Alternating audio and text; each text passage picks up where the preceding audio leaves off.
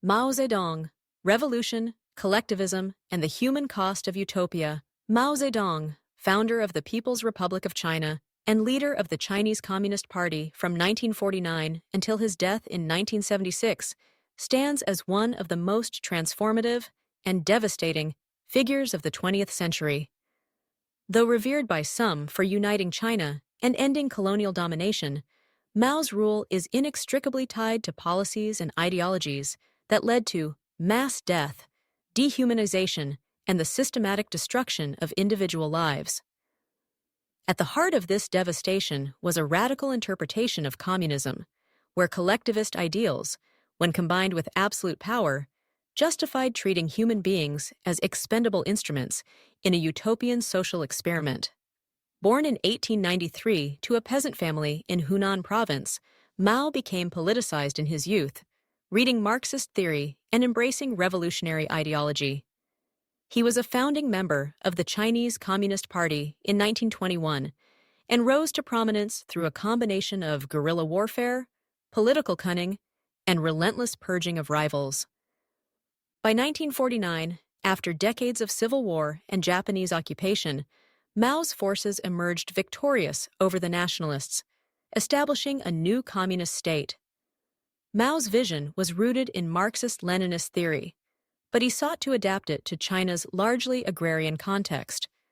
Marx's original framework envisioned industrial workers rising up against capitalist oppression.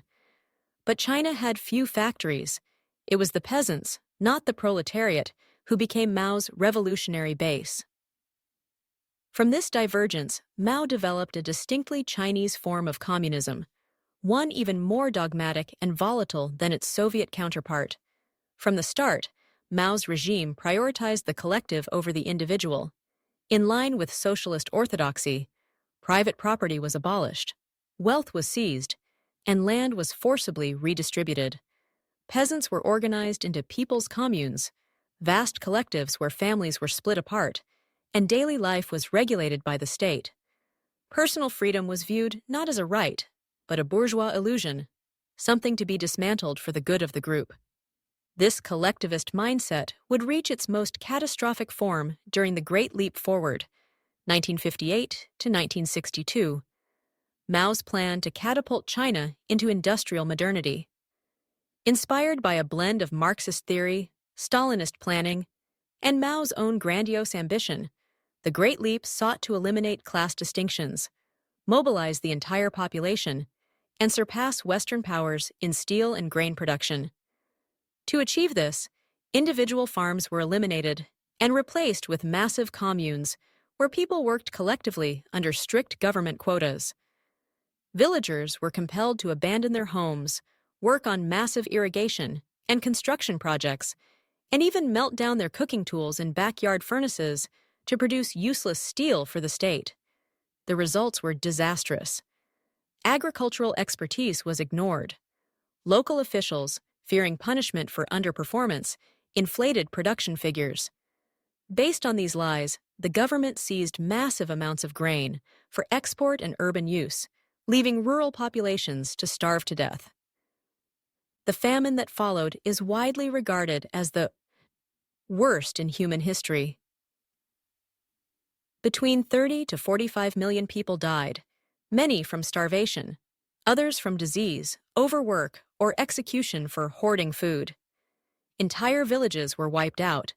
Parents ate bark, rats, and in some cases, their own children.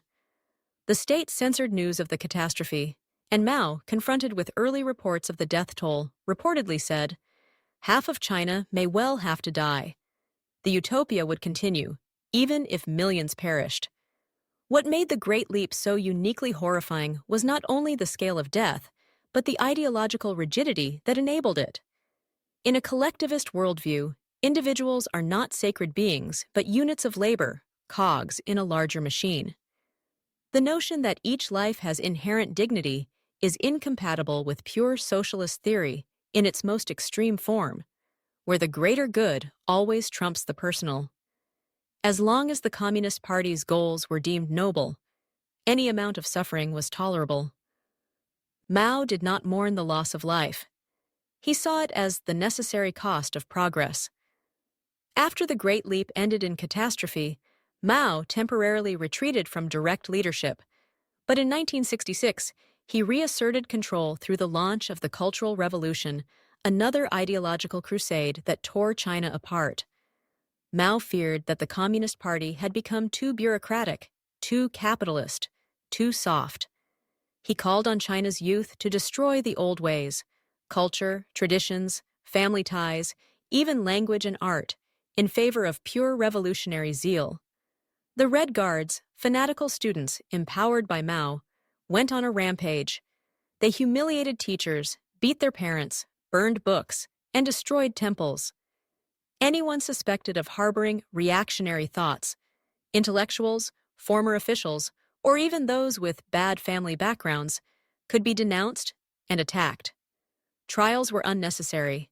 Guilt was collective. A person could be targeted for the crime of being born into a landlord's family or for questioning Mao's wisdom. During this time, 1 to 2 million people were killed, and millions more were imprisoned, tortured, or driven to suicide. Universities were shut down, and China descended into chaos. Mao called this continuous revolution. The idea that society must be perpetually purged of dissent to maintain ideological purity. It was socialism without limits, a war on the individual in the name of a perfect collective. In Mao's China, there were no safe places.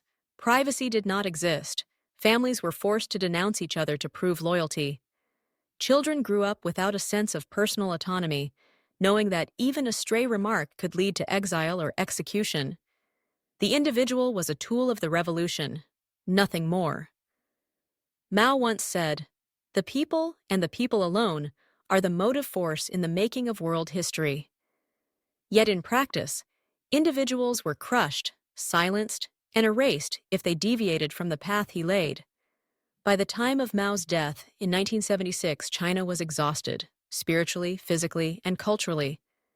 His successors, led by Deng Xiaoping, slowly began to roll back his most extreme policies. The famine was finally acknowledged. Private enterprise was reintroduced, but Mao's cult of personality remained officially intact. And to this day, his face looms over Tiananmen Square, his mausoleum guarded with reverence, despite the immeasurable suffering tied to his rule. Mao's legacy is a warning about the dangers of collectivist absolutism, especially when tied to unchecked power. When society is restructured to erase the individual, to make everyone serve the state, the party, or the plan, atrocities are no longer mistakes. They become features of the system, not bugs. Mao did not kill millions because the system malfunctioned.